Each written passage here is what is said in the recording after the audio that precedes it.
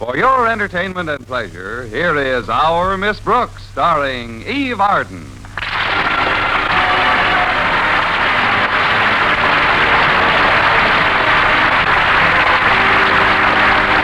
Our Miss Brooks teaches English at Madison High School, and like many other teachers, started last Monday. And like many other teachers, I attended a faculty meeting Monday afternoon. Here, our beloved principal, Osgood Conklin, gave me my semi-annual pat on the back. Then I picked myself up and walked back across the room. And he instituted his new crackdown plan. More discipline, less horseplay, everybody toe the line, run the school in an orderly manner. After this mirth-provoking monologue, he chewed up a little furniture and stalked out. Well, maybe it was the faculty meeting, or then again, maybe it was the watercress and cucumber sandwich I had before retiring. At any rate, I remember lying in bed Monday night and dozing off, when suddenly I seemed to be awakened by a loud pounding at my door. What is it? Who's there? It is I, Osgood Conklin, your beloved principal. I'm coming in. Mr. Conklin, is anything wrong? Wrong? There's plenty wrong. We've got to crack down. More discipline. Less horseplay. Everybody toe the line. Run the school in an orderly manner. But, Mr. Conklin, is this your idea of less horseplay? I was fast asleep. Oh, then I hope I'm not disturbing you. I'll go right on sleeping. Good. Miss Brooks, I've got to talk to you. Well, pull up a cucumber sandwich and sit down. Thank you. Mr. Conklin, you're biting the arm of my chair. Yes, so I am. Sorry, but you know how I get when I'm upset. Now then, Miss Brooks, we've got to have more discipline. Got to have discipline. Got to have discipline. Got to have discipline. You hear me, Miss Brooks? I just heard 4 of you. You're right. There are 4 of me. More discipline, Conklin. Less horseplay, Conklin. Toe the line, Conklin. And run the school in an orderly manner, Conklin. I wish I could add just one more. Which one? Rest in peace, Conklin. Enough of these pleasantries, Miss Brooks. As you know, our profession teaches us that we must learn by doing. So, here we go. Everybody up, up, up, up, up. Rise and shine. Leave the sack. Leave the sack? Mr. Conklin, are you telling me to get up now? Miss Brooks, do I have to dump your bed? No, sir, I'm getting up. Now then, setting up exercises. Hands on shoulders. Place. Now touch the floor. 1, 2... Sound off. 3, 4... Open the door. 5, 6... Why don't I pick up some sticks and beat him over the head with them? You're nervous, Miss Brooks. Overwrought. You should get more rest. Oh, now we're on the same side. I'll get back in bed, and you just fade into the woodwork. Not so fast, young woman. First, we must practice our daily hair treatment. Hands on head, place. Now then, rub. 1, 2, 3, 4. 1, 2, 3, 4. How is that, Mr. Conklin? Am I doing it right? Oh, it feels great, Miss Brooks. I should have 8 new hairs by Monday. Keep it up.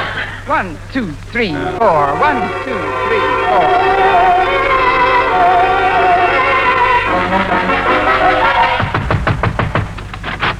Time to get up, Connie. 1, 2, 3, 4. 1, 2, 3, 4. Connie. 1. Why are you massaging that pillow? It's got to have 8 new hairs by morning. Connie, wake up. Huh? Oh, has he gone? Has who gone? Oh. Well, just forget about it, Mrs. Davis. It isn't important. On the contrary, I think it's intriguing. Has who gone? Please, Mrs. Davis, it was just one of my nightmares. Oh, was it a bad one, dear? It was in Technicolor and starred Osgood Conklin. I spent half the night rehearsing how to get up in the morning. That's why I was so nervous when you woke me. Oh, I know how dreams can affect you, dear, but you must put them out of your mind when you wake up. Why, I had some bad dreams last night myself. You did? Yes, I was in a jungle somewhere surrounded by lions and tigers. But if my cat Minerva walked in now, I wouldn't jump up on the chandelier. I mean, you must have better control of your nerves than I have. See if we need any new bulbs up there, Mrs. Davis.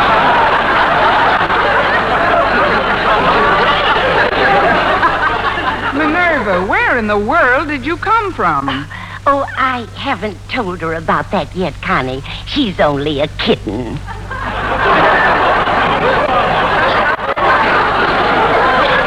Well, you'd better have a little talk with her. She's been running around with a pretty old crowd. Oh, please, Connie, don't talk that way in front of her. Minerva's very high-strung. Yes, I know. Lately, that cat's been as jumpy as a person. Now, let's forget about nerves and bad dreams and hurry in for a nice breakfast. I've got a brand new secret recipe for you. A secret recipe, Mrs. Davis? Yes. If I tell you how I'm making your eggs this morning, will you keep it under your hat? Well, it may get my hairdo a little icky, but I'll try. I'm making you a delicious watercress and cucumber omelet. Oh, no. That would have started my nightmare. Besides, I haven't time to eat breakfast now, Mrs. Davis. Walter Denton's picking me up any minute. How come Walter's calling for you today?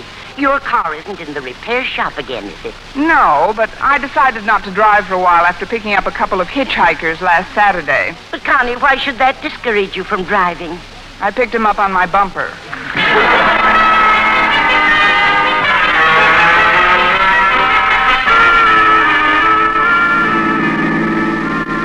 Would you lean over toward my side of the car a little more, please, Miss Brooks? Why, Walter Denton, what have you in mind? Oh, it's nothing personal.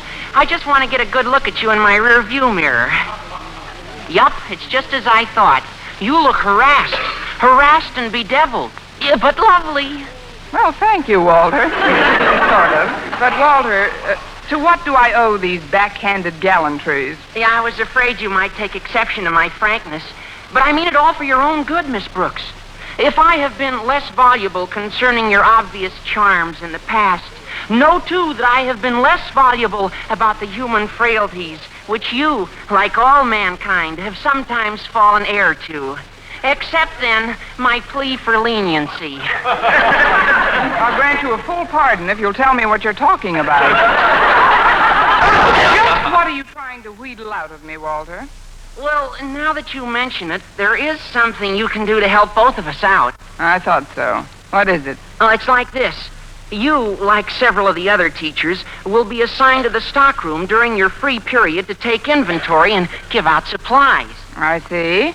And what does my good friend Raffles have in mind? We split a carload of pencils and retire? Oh, no, Miss Brooks. My motives are purely altruistic. I merely want to assist an already overburdened teacher whose heart and spirit are big and willing, but whose mind and body may not long stand the strain put upon it by the forthcoming scholastic hassle. Now come clean. What's your cut in the projected Madison High School stockroom swindle? Cut? Oh, Miss Brooks, I'm surprised at you. Surprised and chagrined. Oh, when I think of your sense of integrity, your honesty... Please, Walter, if you polish this apple anymore, it'll be too slippery to pick up. Now, come to the point, Walter. Well, whoever helps out in the stockroom gets first choice of the textbooks, right? Right. And you want to help me so you can get yourself the brand new books, nice and clean, right? Wrong. I want the old ones with the answers already penciled in. Now, why did I let that slip out? Oh, but you can see it my way, can't you? Sometimes in the impenetrable forest of education, the path is easier seen if someone has cleared the underbrush. Yes, but you're asking for a free ride on the bulldozer.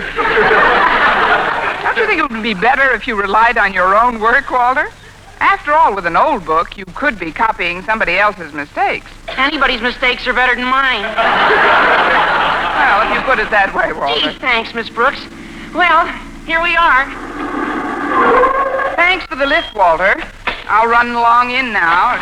Oops. Ooh. Gosh, Miss Brooks, didn't you see that mud puddle? Of course I did. I just thought it might be fun to go wading. Can I help you scrape off the mud? Well, I haven't time now. If I can just sneak by Mr. Conklin's office, I'll clean up when I get to my room. But suppose you can't sneak by his office. That, Walter, I refuse to contemplate. Believe me, if Mr. Conklin sees me tripping through the hall on these 2 lumps of mud, my name will be Shoes.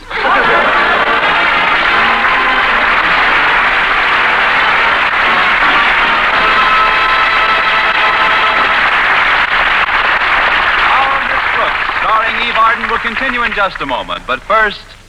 Perhaps the best known example you. And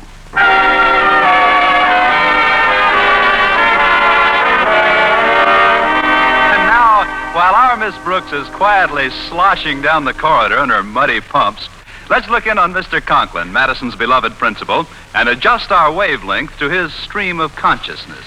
So we come to the start of another school day. A nice muggy one at that, as if I needed bad weather to make me irritable. The teachers in this school have simply got... Now, who's that tracking her dirty shoes through our hallowed halls? Think she's going to sneak past my office, does she? Well, we'll just wait till she's even with the door. And then...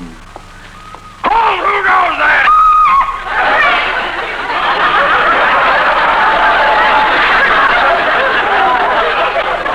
You, Mr. Conklin. How are things in the principal's office? Fine, thank you. How are things in the Everglades?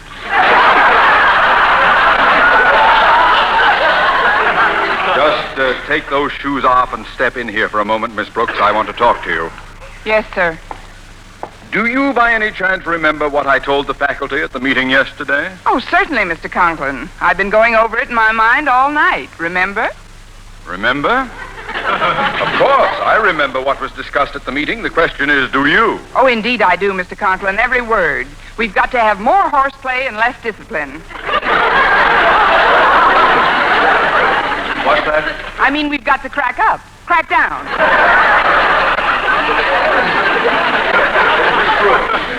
I won't have a repetition of last term's lack of discipline.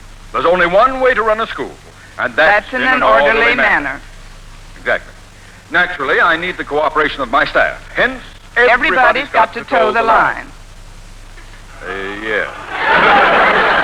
There's no reason why things shouldn't go off like clockwork. 1, 2... Sound off! Oh, I'm sorry, Mr. Conklin. It's just that I spent a rather restless night. In fact, we both did. I'm still a bit upset. Well, there's nothing like concentrating on one's work to settle one's nerves. When is your first free period? Right after lunch. I figured I'd get a good rest then. I think not, Miss Brooks. I penciled you in for the stockroom at that time. Oh. Well, they have a lot of erasers in there. Maybe we could rub me out. No, I guess not. We're extremely short of supplies, Miss Brooks, so I want you to check every requisition very carefully before handing them out. And if for any reason you have to leave the stockroom, you know what to do? Raise my hand?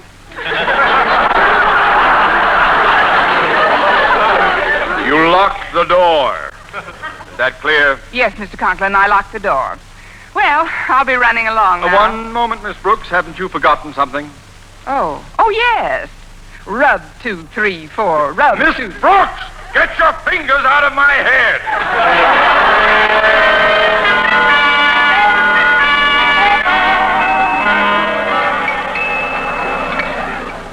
I thought lunch period would never get here, Mr. Boynton. Oh, me either. I'm starved. Yeah, I'll just put our tray down and sit opposite you. There. Now, it's funny how we happened to bump into each other at the entrance of the cafeteria. Quite a coincidence. Yes, it was. Of course, I had to run a little. But I think it's nice to have someone take you to lunch, don't you? Yes, I do, Miss Brooks. It was grand of you to ask me. Would you mind passing my soup over, please? Here you are, Mr. Boynton. Nothing like a good hot plate of soup to warm you up. Gosh, that laboratory of mine's like an igloo. Even my hands are freezing. Let's feel them. Say, they are cold. Well, yours are nice and warm. How'd they get that way? I had them in your soup.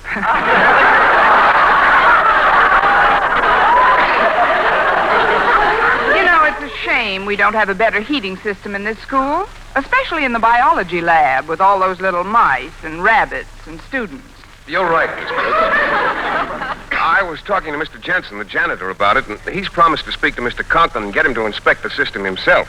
You see, I have a lot of electrical appliances in the lab now, but none of them give off much heat. I've got to have another outlet if I'm to attach any other... Excuse me, Mr. Boynton. Hi, Miss Brooks. Hello, Walter. Oh, we better be getting down to the stockroom. I don't want you to get nervous when the requisitions start pouring in. Or the books with the answers in them start pouring out, Well, all right, Walter, we might as well get going. Will you excuse me, Mr. Boynton? Oh, sure, Miss Brooks. And even though you asked me to lunch, I don't want you to worry about the check. Oh, well, that's very nice of you. I'll pay my own, Miss Brooks. You just take care of yours.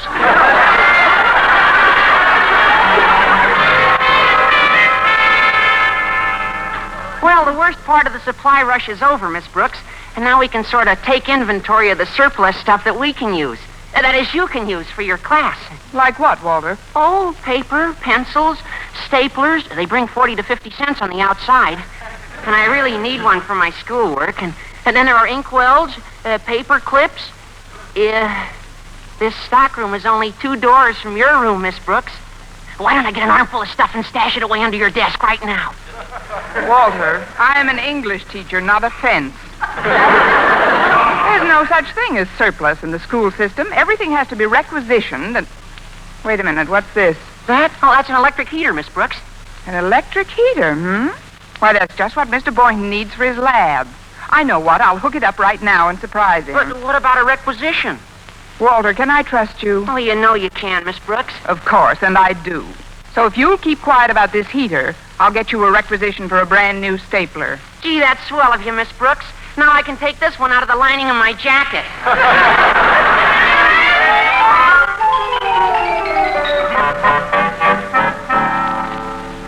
Well, Harriet, where's the heater I sent you for? It wasn't there, Daddy. I looked all over the stockroom, but there wasn't a trace of it. Did you ask Miss Brooks about it? Miss Brooks wasn't there. Nobody was there. And the door was open?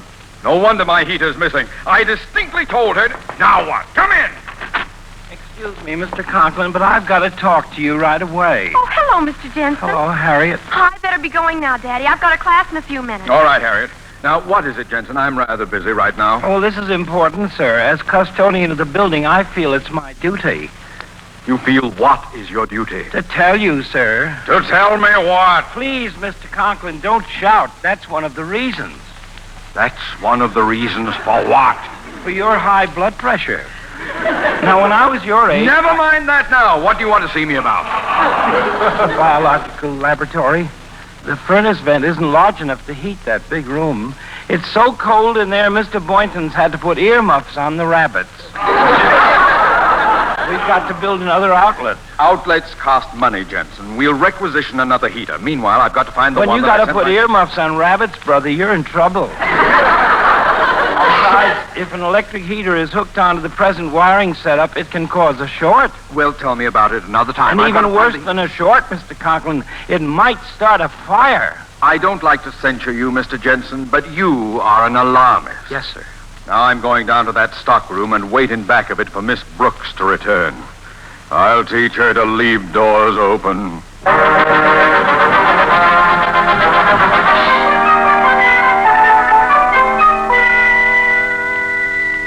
I'm glad we set up the heater in here before Mr. Boynton came back, Walter. Yeah, he'll sure be surprised, I bet. Come on, Miss Brooks. Oh, there's the next class. I've got you in English this period. That's a coincidence, Walter. I've got you, too.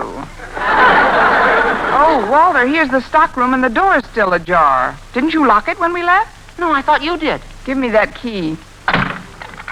There. Mr. Conklin would have a fit if he found this door open.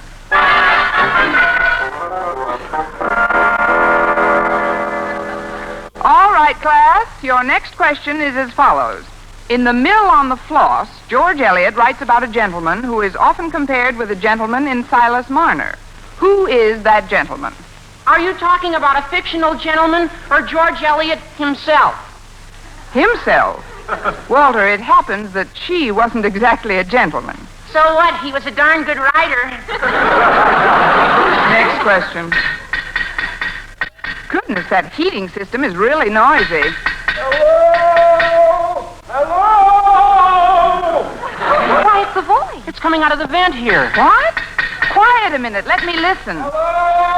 Hello there! Can you hear me? Sure. What time's the break set for?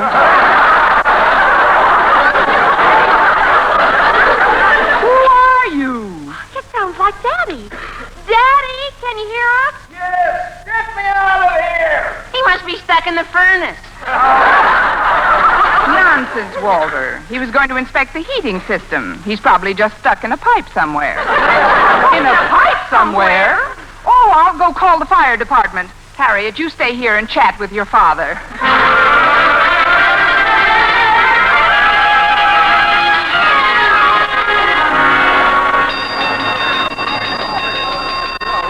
Boynton, what made you ring the gong for a fire drill? Well, I heard you calling the fire department, and I thought... Oh, but that's not for a fire. Mr. Conklin's stuck in a pipe somewhere, and I just called the department to get him out. Well, most of the kids are out in the street by now. I better go keep them in line. A little extra preparedness won't hurt any. Stuck in a pipe. Oh, I'd better get back to my own room now. Uh-oh, here come the firemen. Well, here we are. Where's the fire? Right this way, Chief. Here, come on, men. There isn't any fire, really. You see, it's just that somebody's caught in a pipe. Caught in a pipe? For this, I left a hand with 100 aces and a double pinochle in it? Oh, please do something. My daddy's stuck somewhere. You've got to get him out. Well, where is he? Well, he was coming in over this vent here very clearly. All right, let's get at this thing with our picks, man. Oh, my, Walter! Walter, there's enough confusion around here as it is. Okay. Go tell Mr. Boynton to send all the children home immediately. Okay, Miss Brooks. Keep going, men. We've got to get him out of that pipe. I wonder where most of them are. Oh, what's that? That seems to be coming from the stockroom. Hey, it is in here. Well, let's see now. Did Miss Brooks give me back the key? Oh, yeah. Here it is. Walter Denton, can I lay this crime at your door? No, sir. 2 doors down. I'll see you later. I got orders to go home with the others. Well, we'll find out about this. What's going on here, Miss Brooks? How's it? Who is... When did these... What is... Please, I'll explain it all later. Right now, we've got to get Mr. Conklin out of this pipe. He's... Mr. Conklin! Oh, Daddy, thank goodness you're safe. Hello, Harriet. Stop that banging! What do you mean, stop? The principal's got himself stuck and we gotta get the knucklehead out! For your information, I'm the knucklehead who's stuck. I'm the principal of this school. Mr. Conklin, how did you get out of the pipe? I was never in the pipe. But we heard you. You yelled, "Get me out of here." Yeah, what's the idea of yelling, "Get me out of here," if you're not stuck in here? I was locked in the stockroom. Obviously, this heater vent connects with the vent in there, and as any idiot could figure out, well, how does any idiot get himself locked in a stockroom? That will be all of that. I've had enough abuse from the fire department. Yes, we've had enough abuse from the fire department. Quiet, Miss Brooks. Now then, fireman, please remove your pickaxe from the school woodwork. Well, you needn't get so huffy.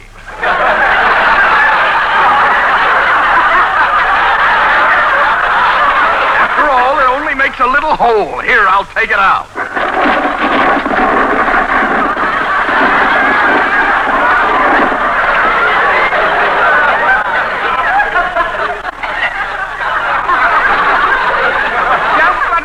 A larger classroom. Now then, Miss Brooks, I want some explanations, and I want them fast. Yes, sir. Who locked me in the storeroom? Where are all the students? Who called the fire department? Yeah, that's what I'd like to know. Don't you realize that these false alarms cost the city money? Now we gotta pack all our stuff up. What are all you firemen standing around for? Why don't you do something? Relax, Mr. Boynton. Mr. Conklin's out now. There's nothing left to do. Nothing left to do, but my lab is on fire. What? That's more like it. Come on, man!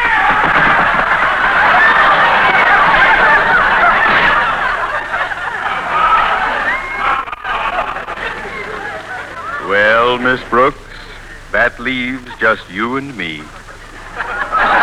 You and me and one more question. What's that, Mr. Conklin? Did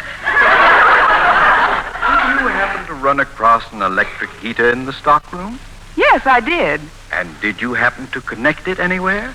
Like Mr. Boynton's laboratory, for instance? Yes, I did. A funny thing about that. I was told by Mr. Jensen just this morning that another electrical appliance on that circuit would cause a fire. Now, you've got to be punished, Miss Brooks. You hear me? You've got to be punished!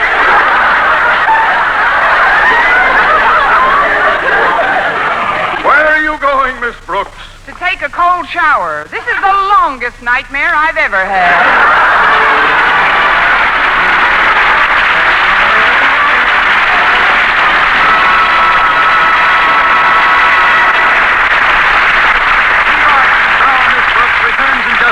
But first, Hello there. This is Dell's Good Neighbors.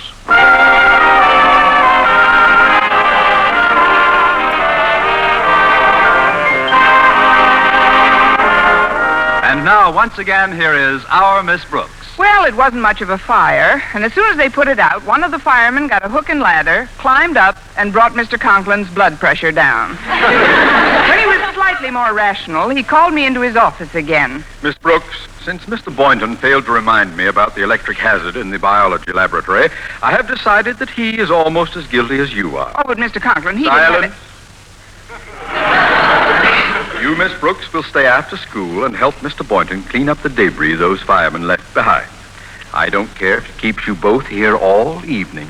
Mr. Conklin, is that my punishment for starting the fire? Exactly. Got a match?